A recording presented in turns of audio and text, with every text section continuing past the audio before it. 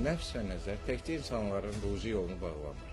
Hətta insanların sağlamlığa, ailə qurmasına, sonsuzluğa, cinsi zəifliyə və bütün xeyirli yolların bağlanmasına öz mənfi təsirini göstərə bilir. Nəfs və gözün təsiri ilə ailələr var ki, birdən-birə müflisləşirlər. Özləri də səbəblərini bilmir. Elə ağır, nəfsli insanlar var ki, bir ah çəkməklə ailə dağıda bilirlər. Və yaxud da özləri bilmədən sağlam olan adamı öz bədnəfsləri ilə xəstəliyə düçar edə bilirlər. Bəd nəfsli insanların çoxu özlərində olan bədnəfslərindən xəbərləri belə yoxdur. Aramızda belə bədnəfsli insanlar çoxdur. Nəzərinizə çatdırım ki, nəfsi bəd olanlar insanların ruzisinə, bəxtinə, sağlamlığına öz təsirini göstərə bilirlər.